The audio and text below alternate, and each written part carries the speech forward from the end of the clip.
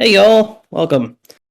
I apologize if there's a barking dog in the background. I'm fostering a new dog and he's still settling in. Um, but yeah, let me share my screen. I think I can pop the chat out. Cool. Welcome to our community call. I think a lot of familiar faces here, but if you haven't been, we do this every week and just kind of chat about what's been going on in the community, what's coming up, and just to get a chance to check in and let everybody know where we're at. So, mentioned this a couple times, but just a reminder, we have our public roadmap for this quarter. So there are a bunch of things in progress. These are our goals, so they're not all being worked on right now, but all our goals for the whole quarter. So by the end of the year, you can expect this stuff to have happened. So yeah, this is the really big one. We've been over kind of all this, but lots of movement in DX and stability that we'll definitely chat about. Language tools are coming along super nicely. Erica's doing an amazing job with that. And community stuff is going great as well. So all really good things. Wanted to chat about possibly next week doing the community call from an events channel on Discord. So right now we're kind of using the chat in our in the voice chat channel. But it might be nice to set up a forum channel and kind of make a post for each event. And then we could, have our conversation in the post for that event. So something I'd like to play with next week, possibly. Cool. So yeah, that might be an interesting way to organize events. I don't know. It'll just be kind of an experiment. So we'll try that out next week, which will be cool. If anybody has been following along on Twitter, we had our suspicions that Amtrack may have been following Astro and tweeting stuff, and then they tweeted this after we posted a very similar thing. So I call that confirmed. We posted a meme, and they even replied. So I think co-tweet is next. It's got to be. So that was very funny. Had an announcement about the TSX output. I know Erica has been mentioning, there's a bunch of issues that'll be fixed by this. Why can't I click? There we go. So the compiler tests are passing, and there's a bunch of exciting stuff. So we're just kind of finalizing that, and this will unblock the language tools to, I think, like 20 some issues should be closed by this. So that'll be really exciting.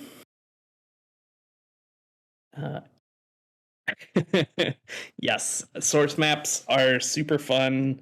There's a lot of off by one errors because the spec uses one based lines and columns, and that's obviously pretty uncommon. And then the most popular source map library in the JavaScript ecosystem uses one based lines but zero based columns, which was like a historical accident, but now we're stuck with it. So a lot of off by one errors. It's very fun. But it's super close. So that'll be awesome. I just wanted to shout out Matthew and Bjorn and Rishi are doing an incredible job getting our issues down. We're back below 100. And that's very exciting. These are all tagged and just really well organized. So if you're looking for something to get involved in, triaging Issues is super helpful. Yeah, Rishi has been doing an awesome job with that. And speaking of, we just released Astro 1.3.1, which included 7 PRs from Rishi, which is amazing. And I think that might be a new record for first time PRs included in a release. Yeah, and we went a full weekend without a release, so 1.3.0 was the whole weekend, which was great. But yeah, keeping everything moving there. Very exciting stuff, and just little pain points that we're all fixing. So that's great. You might have noticed the date. It is September 27th. Which means October is almost here. It is officially fall, but Hacktoberfest, I'm sorry, is coming. So this is super exciting. I know the docs team will have a bit more to say about this, but they published a full guide for Hacktoberfest. So I will let them chat about this in a second. But yeah, just a heads up. I think at least Astro Docs will be participating in Hacktoberfest. Astro Core, we're still figuring it out. If we do, then we'll publish something like this as well. And definitely make an announcement about it. So yeah, that's super exciting. I did say here we will have a guide. I just want to double check with everybody before we post that, but very exciting stuff. It's a great way to get involved. Cool. Sarah, can I hand it off to you to chat about Hacktoberfest and anything else going on in Docs? You can certainly try. Here. Hey, I think I'm back. You have power? I have power. All right. Awesome. Yeah, so the big docs news is we spent last week figuring out Hacktoberfest. So new for 2022, Hacktoberfest is actually recognizing what they call low or no code contributions to participating open source projects. And that includes translations. So if Chris is in the chat, I know he's going to be dropping some of those links to like the low code, no code contributions.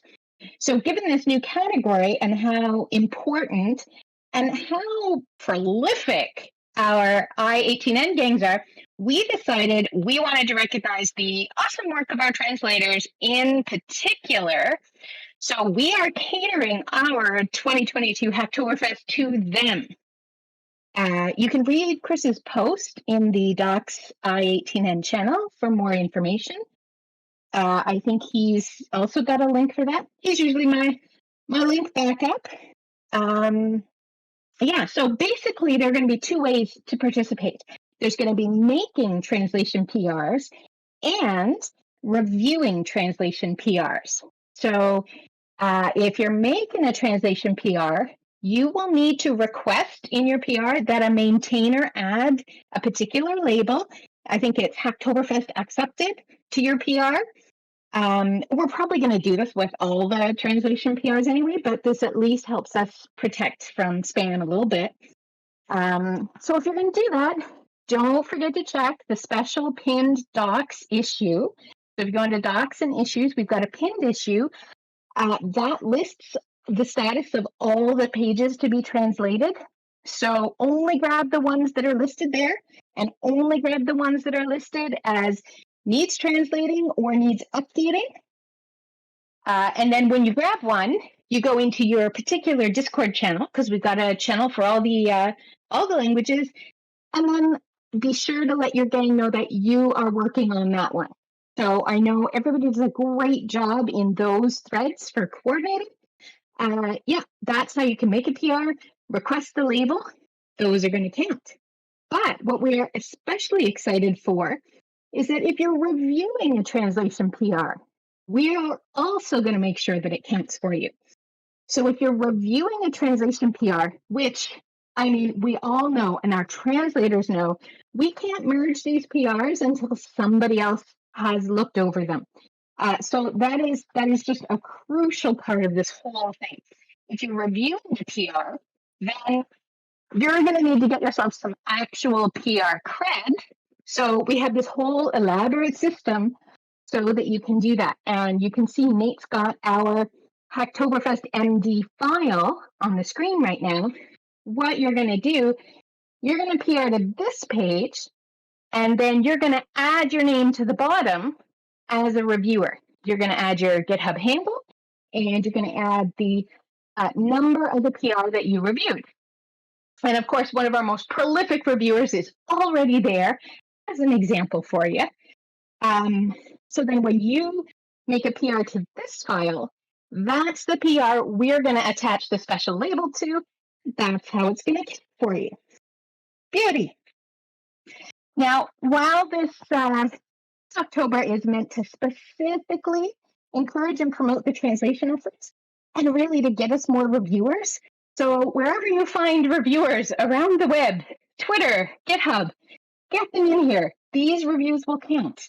But if you'd like any other docs PRs, our normal ones to be recognized for Hacktoberfest, do ask us in the PR for the label as well.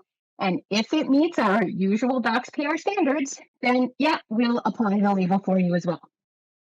If you need to learn about or refresh yourself with how we do things in docs, in the root of the docs repository, you'll find all our guides. You'll find our contributors guide, maintainers guide, translating, writing, all those big capital letter files right there. So that's how you can participate in Hacktoberfest through your docs. And that feels like I've said a lot, so I know Nate's got more on the agenda. Some other fun stuff happens. I'm not necessarily going to talk through all of it because Hacktoberfest took a lot of it out of us last week. But we did update a lot of TypeScript docs, not just even the tsconfig JSON docs. That happened all over the place. The template PR is quite interesting. And yay, Caleb, hello. Otherwise, yeah, you can scan through some of those. And I am going to pass it back to Nate. Amazing. Thank you so much, Sarah. Super exciting stuff. And yeah, if you hear anybody looking for a way to get involved with Hacktoberfest, definitely point them in the direction of docs. Yeah, template flag, super exciting. I have lots of ideas there too. I feel like we can keep improving that over time. Cool. I know Matthew was pretty excited about getting the cookie management RFC in front of everybody today and hopefully approved. So Matthew, you want to take it from here? Yeah. Yeah, we talked about Astro Cookie a couple times on this call. I wanted to try to bring it to a consensus vote today, if possible, because we ran into an issue last week where someone reported that setting multiple cookies in Node 18 is not currently working.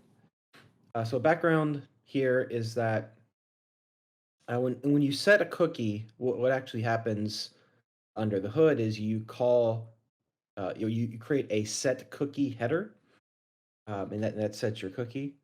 And if you want to set more than one cookie, you add more than one set header, or excuse me, set cookie header.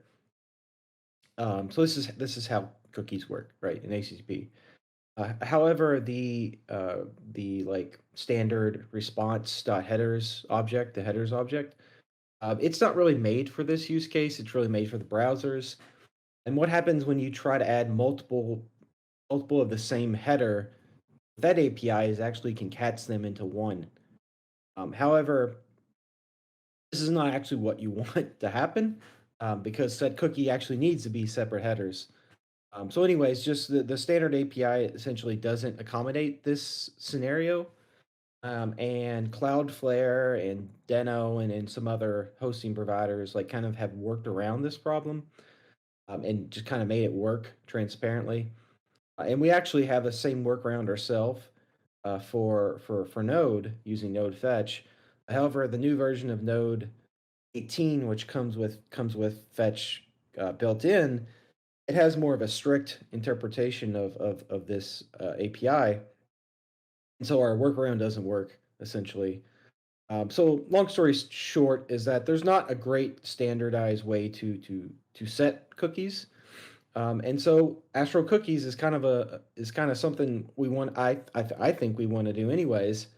And it provides a nice escape hatch for this kind of problem where we'll manage cookies ourselves, and when it comes time to send out the response, we can we know all the cookies. We can kind of get those to their proper place using whatever API the platform needs. Node.js has rest.set header that it uses to set headers, and other platforms might have other APIs.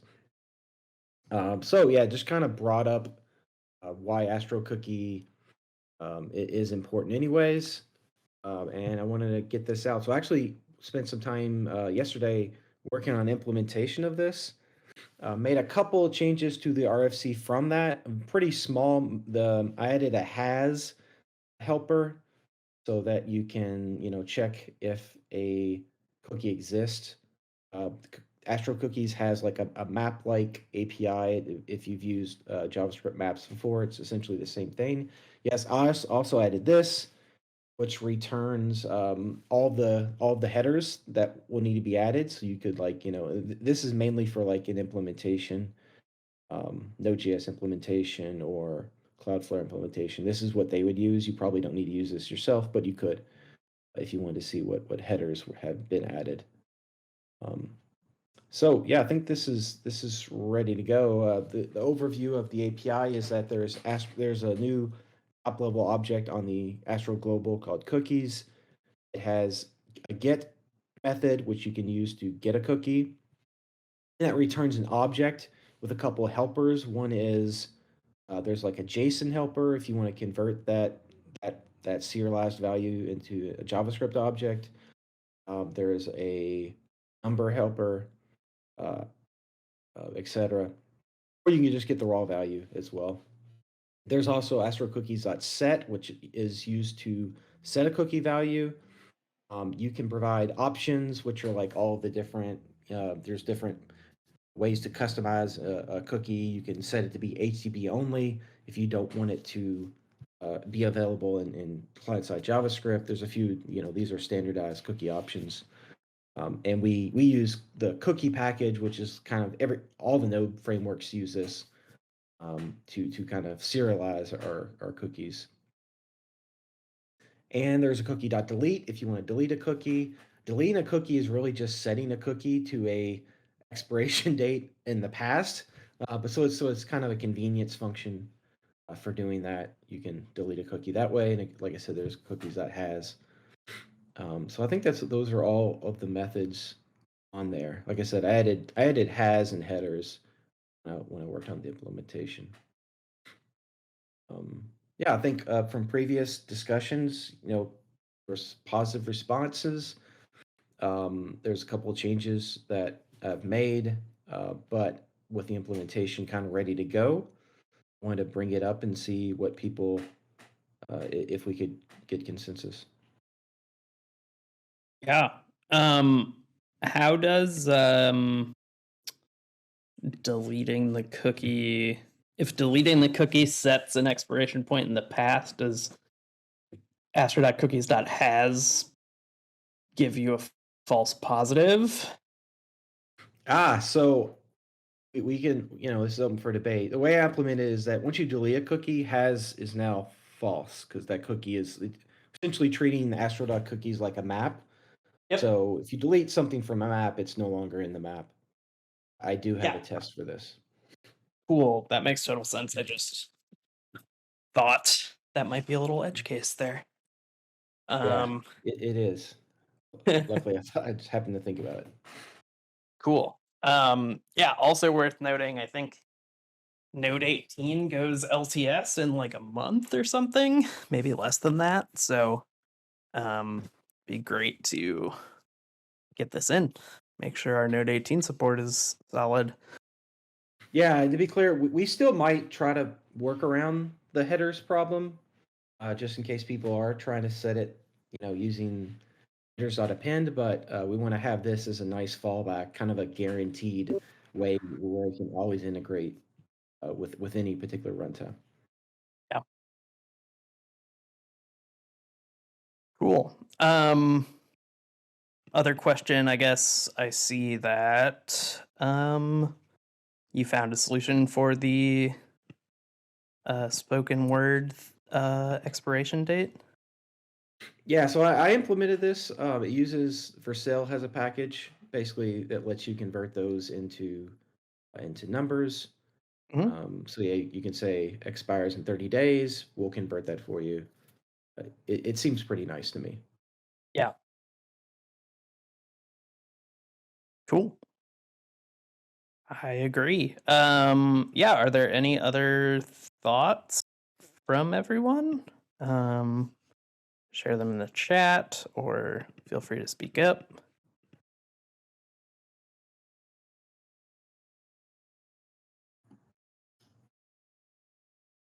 Cool. Sounds like there's not any thoughts. Cool. With that being said, I want to give anybody one last chance. Otherwise, we will consider this having consensus and we can move forward with the implementation. Does that sound good? Yeah, docs wise, this is kind of a different kind of API. I don't know if this is kind of a side issue, but the best way to document this, I'd love to talk about with the docs team, because this is kind of a big-ish API to document, and I've documented inline in our types file, but there might be a better way to, maybe this deserves its own page or something, but that's something to consider once we get approval. Yeah. Yeah, I think it would be nice to, I mean, we have time here if we want to talk about it. The closest example is the slots API, astro.slots, because there's like astro.slots.render and all of that. Actually, I probably should have looked at to see how that's done, but I don't know if that's just inline in the API docs page or if that's like broken out into its own. Look that up as I talk. Right. Yeah. So the way it's documented is on the API reference page. There's kind of a table of each method. I guess something similar would happen here, probably automatically, because I think this gets picked up from the JS doc syntax. Chris is talking. We have some example docs for slots. Okay, so they have some more docs there.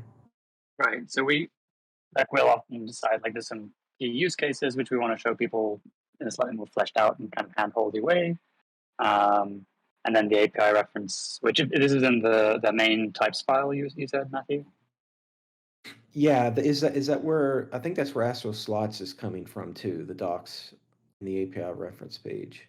I assume that's where it's coming from at least. I think our API reference is actually not automatic. We automatically generate the config reference, but API is handwritten, so we would still need to go and update that page. But okay. Yeah, the distinction is usually just that we have an API reference which is kind of dry and just says here's the method, these are the arguments it takes, a very short description of what it does. But we may then on the SSR docs or something want to have how do I use cookies with Astro? Here's a slightly more friendly version of that. Right. Cool. Nice. yeah, I feel like dark mode is like the obvious use case for this, like just setting the preference and don't do it on the client, just send it with the correct thing. So yeah, a full example, although it's probably just this. But yeah, that'd be super awesome. I didn't hear any concerns, but I see some folks typing, so just give you a second.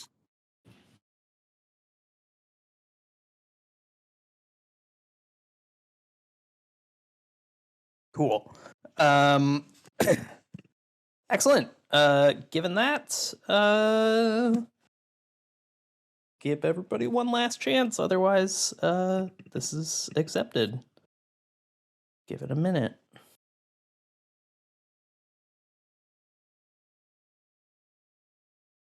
All right. Sounds great. This has been accepted. Thank you, All right, thank Matthew.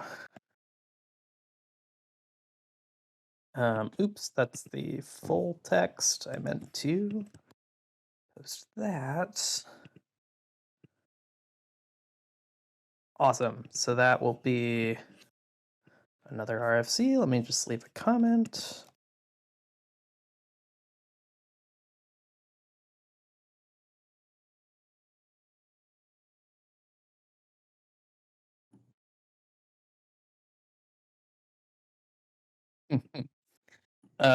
Great. Yeah, Sarah says the Spanish translations were getting too close. Now we have more docs for them to translate. Cool. I had one other thing that we can kind of open it up if anybody has anything. But I did see this, which was a pretty old discussion. I guess it just got bubbled up again. And it's not like a full RFC, but was just a discussion. As kind of like, I don't know, we've kind of been dancing around this like internationalization. I know Corbin, they were looking at kind of pushing that story forward for their site. Things like that, but I thought this seemed relevant to what we were saying last week, which was that some sort of middleware might make sense. So I don't know that this is totally fleshed out, but yeah, I think it would be very cool to expose something here for kind of everything to plug in to the same middleware sort of system. Is this a new issue? No, this is older. Back in April. I still, yeah. So I think it changed. Like this was probably pre 1.0. Yeah, this was definitely pre 1.0. So our handler, let's see. Yeah, we changed this, right? So it's an object now. But I've seen a couple comments on here. So like localization, cache control, headers, things like that. Just kind of, is there a way we can set it in one spot? Which I guess, yeah, this is not like I just wanted to bring it up, give people's thoughts. I know it's not a fully fleshed out proposal. But when we look at the other RFCs, they're all kind of dancing around this, and it would be great to have like a unified thing to use. I think Astro Context is a similar idea. Right. The common use case I see is like you want to do authentication kind of in middleware. So like fetch a user, a user object in your middleware. That way it's just available inside of the routes that need it. Right. And that's the example that person is doing. Pascal, yeah. Yep. Yeah, so the way I see this working, if we had something like this, is that, on like an Astro pages or be an Astro dot something context, whatever. I don't like the word context because it gets used for so many things, but whatever. There'd be an object of some sort that's there. One thing that people also want to use this for, I've seen, is like if they're doing like using Cloudflare or something and they want to use Cloudflare has their special APIs for durable objects, they want to do that kind of thing. Yeah, that's what the env is for. They want to use that. Problem is always like dev prod differences are like not great or not a good thing to have. Right. So how we kind of square that circle, I think with Pascal's solution that probably would work fine in dev. It's just Right. the one it's these kind of like host dependent ones which are really tough. Yeah. Yeah, that's a good point. I think, yeah, I mean, obviously this is kind of node only,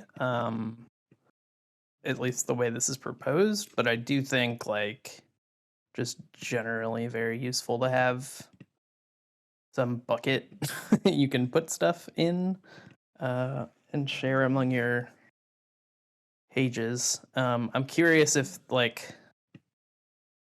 I guess this is saying context is not scoped to a request, but is scoped to, I suppose, think a it's session. scoped- Is think it it's scoped per to the request? Okay, I think so. cool. I think a lot of people are interested in this idea. I think what we really need is we need a breakdown of what other frameworks are doing. I think looking at the code, me, it's like this seems like a good idea. I'm a little scared of committing to uh, a middleware idea, which is kind of a big concept and like getting it wrong. Whereas if like we knew that here's how Next does middleware and here's how Celkit does middleware and et cetera, and it'd be a lot easier just to be like, okay, like let's just pick one, Yeah, for not sure. feel like we're kind of like creating our own path that is possibly has issues. Yeah. So I'll kind of throw that out to the group. We would love to implement this. I think this is kind of blocking like the next stage of RFCs. There's like quite a few here that would be very helpful. This context idea would be super helpful for possibly even localization, things like that. So yeah, if you want to get involved, yeah, a good first step would be kind of taking what is here already, and then fleshing out the full proposal to include like prior art, and basically like what is Next.js doing, what is Velkit doing, would be very helpful. But yeah, I think that's kind of the next step.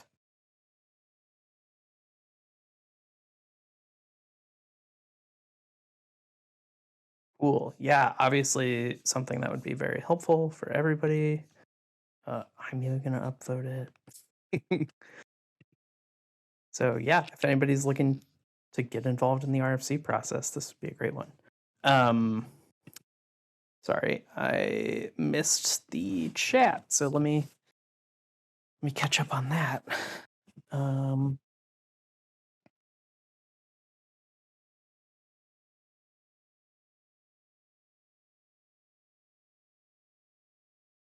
Right. Yeah, good point about, so Next.js is a proprietary request API. They can put anything they want in there. But putting custom fields in Astro request would be weird since it's just request object. Yeah.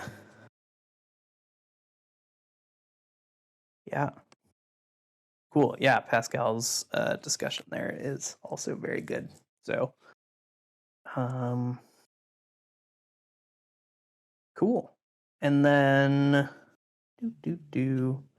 oh, I wanted to ask about this one.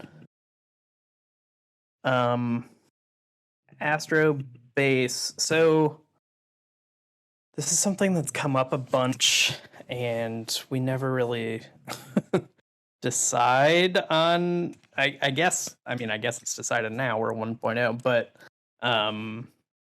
is there a way? Yeah.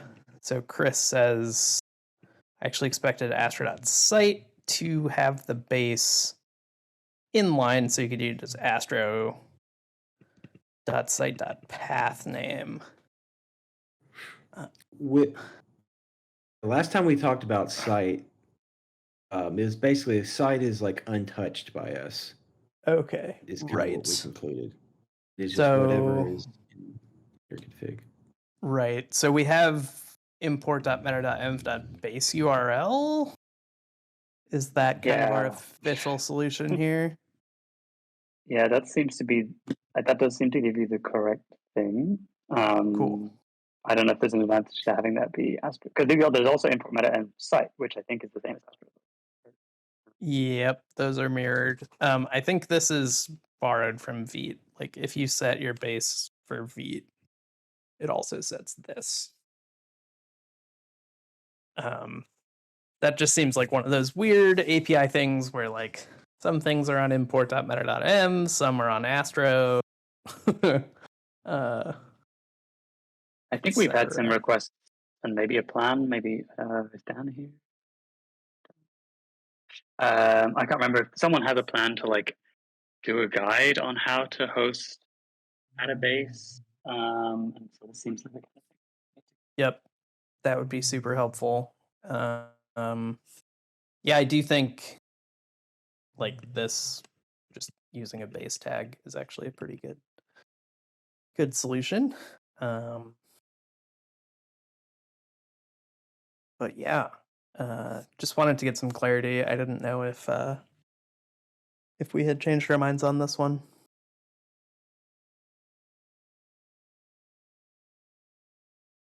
But it seems... I know that Bjorn was looking into a bug where you can't have a relative base.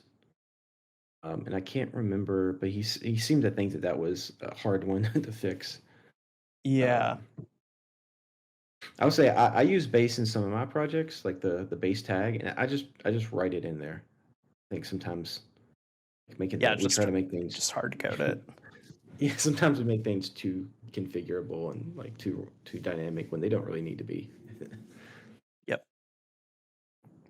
Yeah, because you probably only have one base, and you're probably not like updating that. I guess there's maybe situations where that would happen, but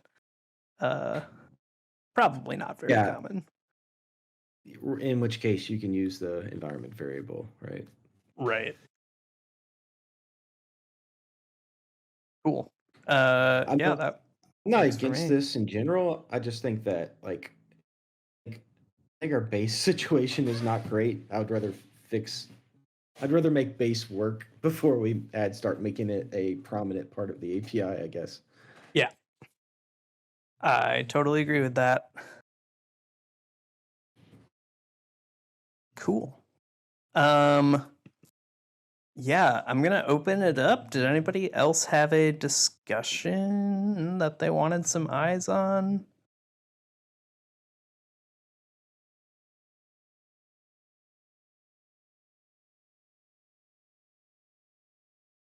Otherwise, I'll just kind of go through the discussions and we'll see if any stand out. Or any like issues in the Astro repo or docs while we're all here.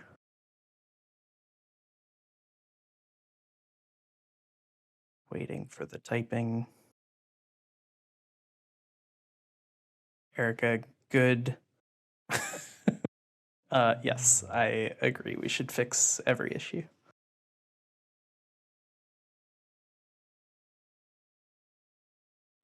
Chris, I think you did drop off. We did not hear you if you had something to say.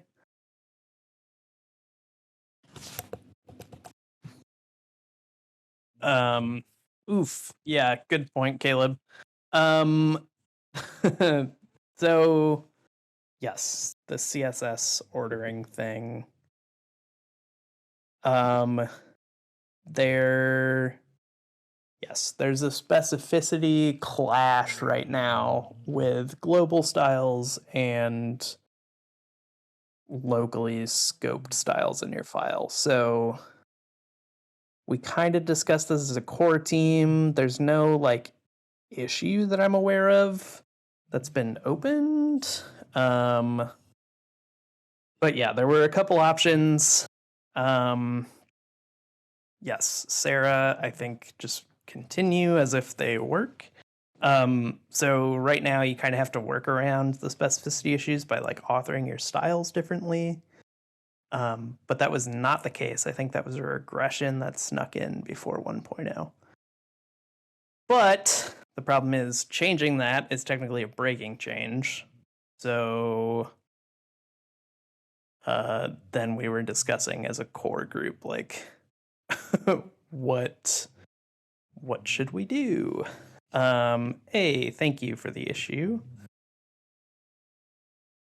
Awesome. Yes. So, yep, this has been good. Still some activity on here. Thank you for the link. Bug. I don't know if that.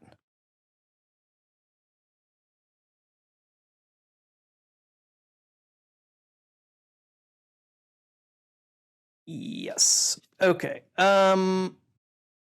I think this is wrong that this is a minor bug. I'm gonna at least bump it up to important and possibly urgent. Doesn't somebody have this on our board? I think I am supposed to look into this. Okay.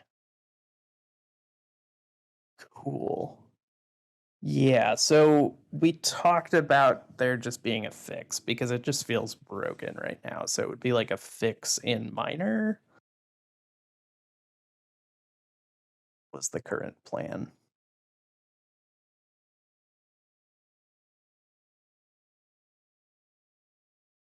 The fix would be to He's ordering. so yeah, just the ordering when we inject it. So the specificity would still clash, but the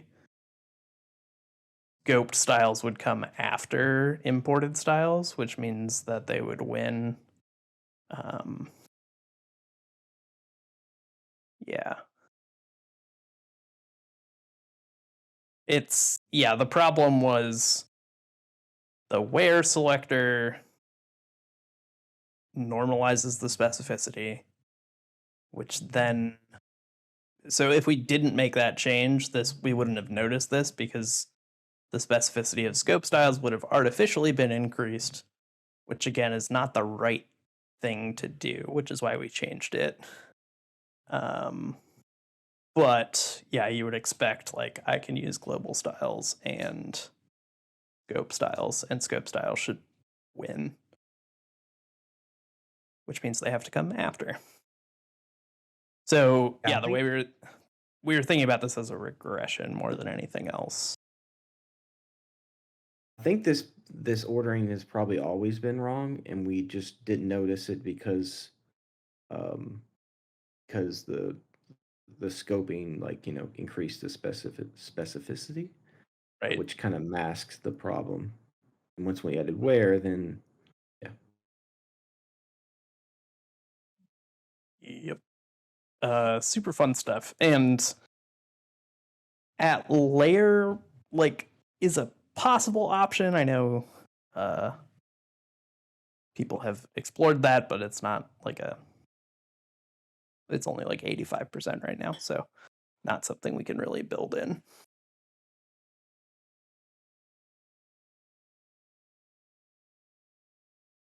Oh, there is a polyfill. I didn't know that.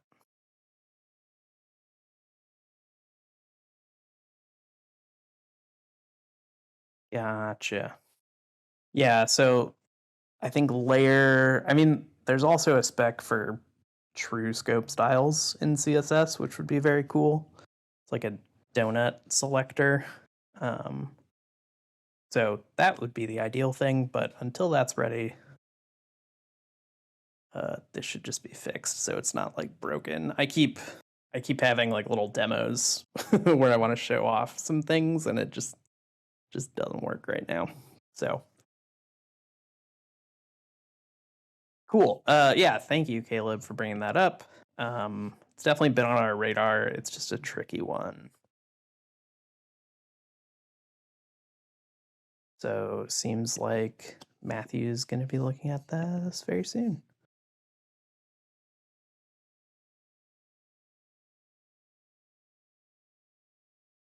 Cool. Talked about that last week.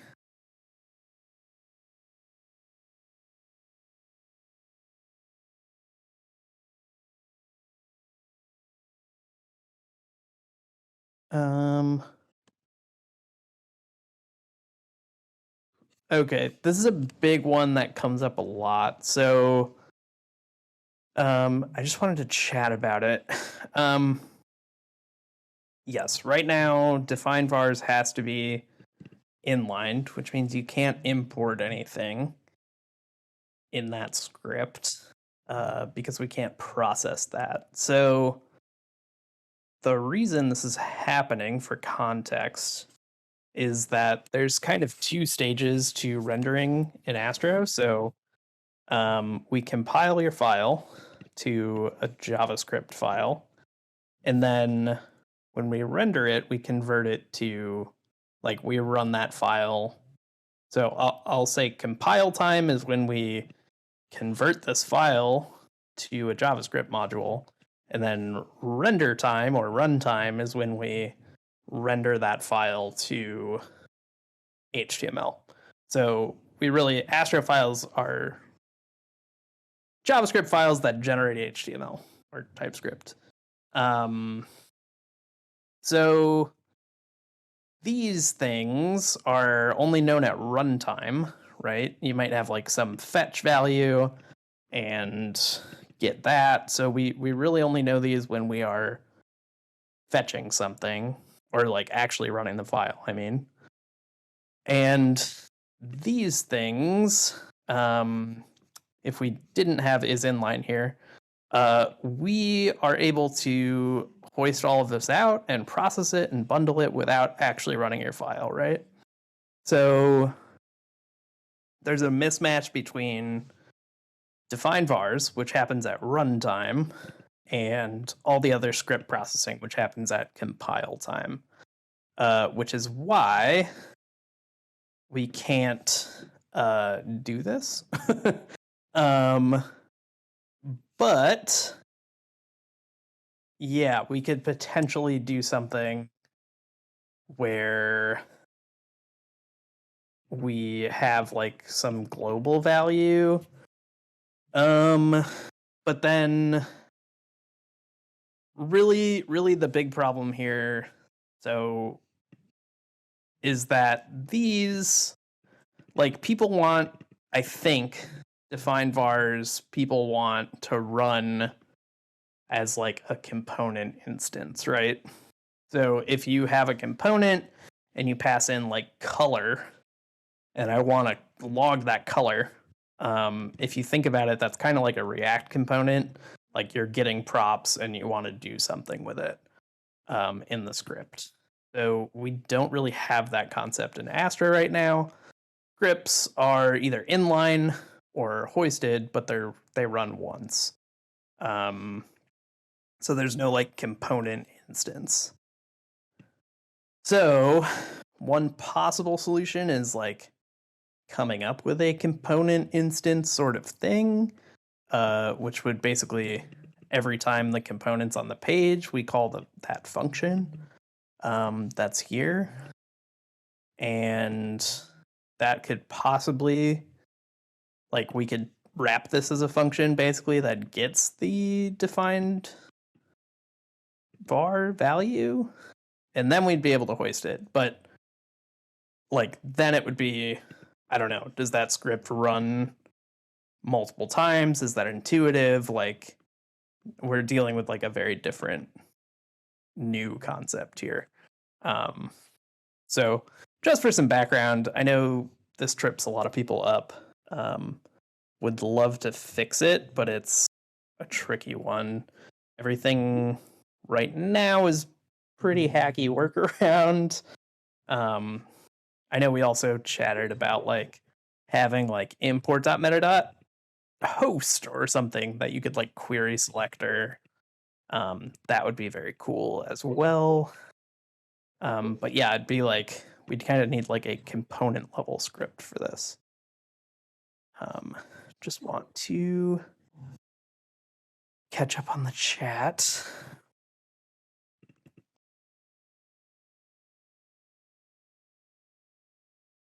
Yeah, data attributes definitely helpful.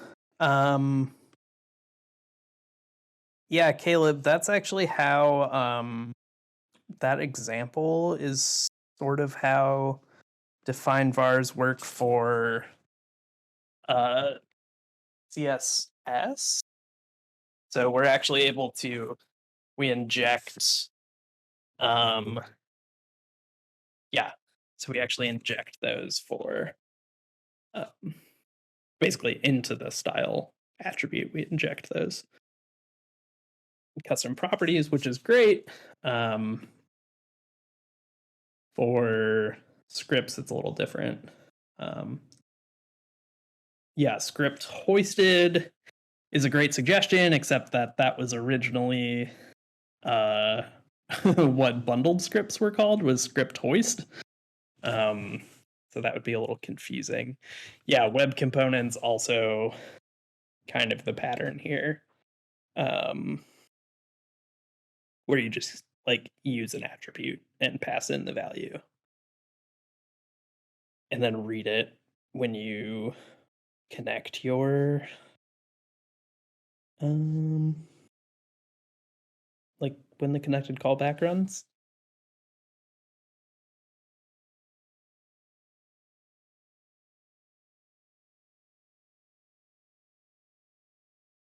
Can't pass functions as attributes.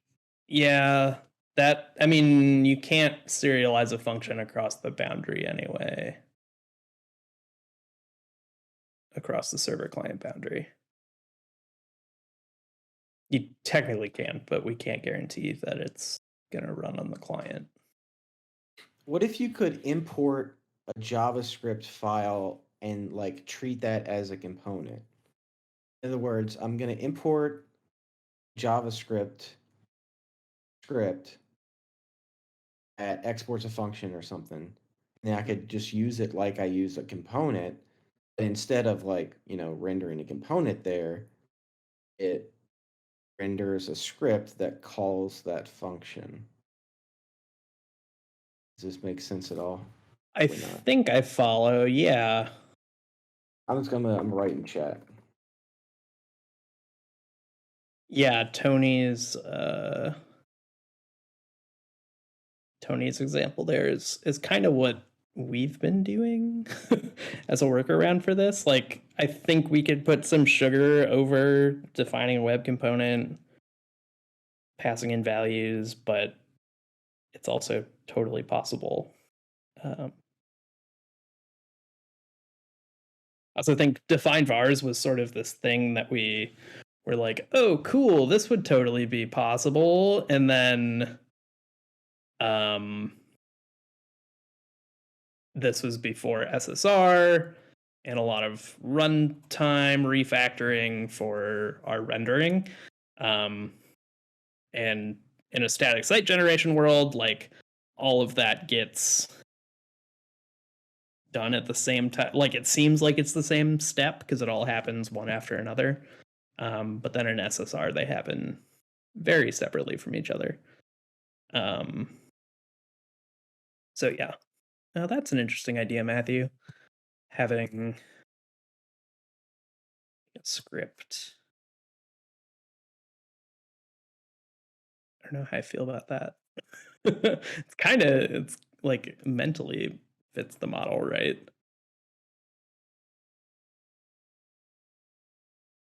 Because it really is like Astro doesn't have a component level script. The big problem here.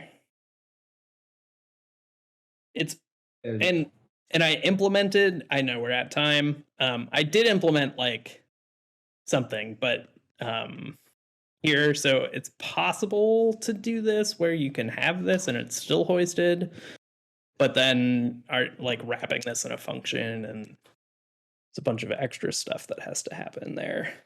And then yeah, they run per component,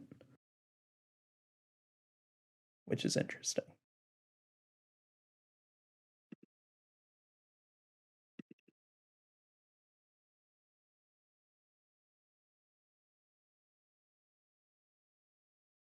Yeah, Caleb, what is the goal here? Basically, people want to pass in variables from front matter to a script.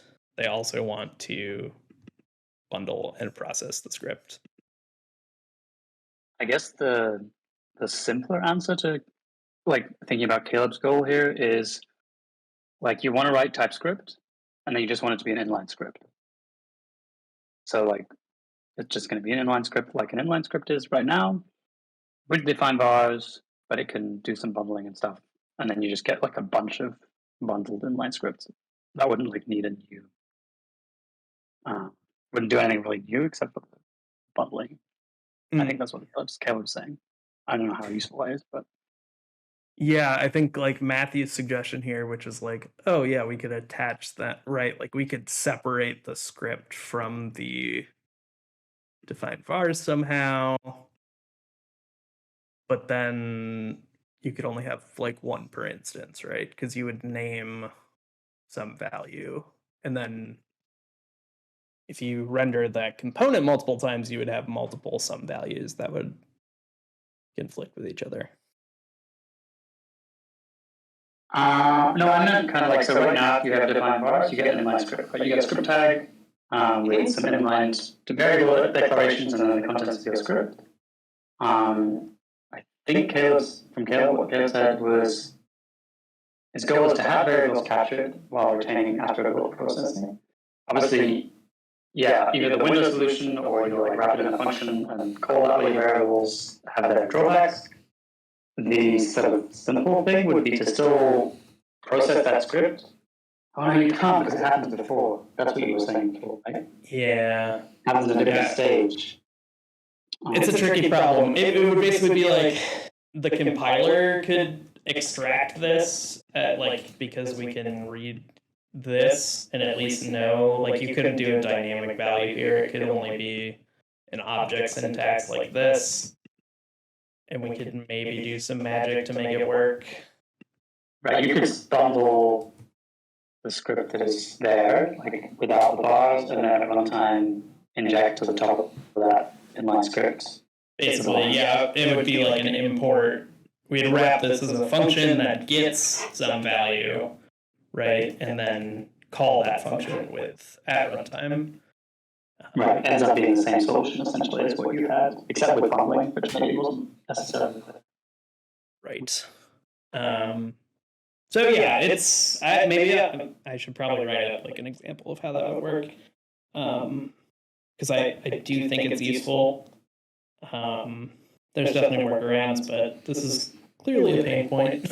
I see it come up in support a lot. Well, that's interesting though. Like, the idea I had is almost not that. I don't even know what that is. That's insanity. The idea I posted in the chat is like really what we could compile find vars to, right? Like turn that script to find vars into an import statement, like some virtual module or something like that. And but basically we handle it kind of like a component otherwise, Right. Yeah, because that's I a think possibility. define vars kind of does give you multiple scripts per component, right? Because they're all inlined. Yeah. So I guess it's, yeah. Interesting. That's an interesting idea too. Do not pay attention to the context. It's very quickie, just quick. If these guys would like an X element demo, I'm more than happy to do one. What's that? X element, pretty much. Yes, but X element serializes scripts, right? So There was one Yeah, thing, it was like just have the script run after would probably make sense. Or even I was thinking just have like a magic script, a special Astro component script. Yeah, I guess that's kind of what I'm proposing. I'll have to I'll put together a little demo and maybe we can chat about it. It's definitely possible, but it's kind of a new mental model. Cool. We are 6 minutes over now, so I want to let people go. Though this has been a really great discussion. Totally appreciate everybody joining in and chatting and sharing your thoughts. Yeah, feel free to stick around. Yeah, happy almost Hacktoberfest, everybody.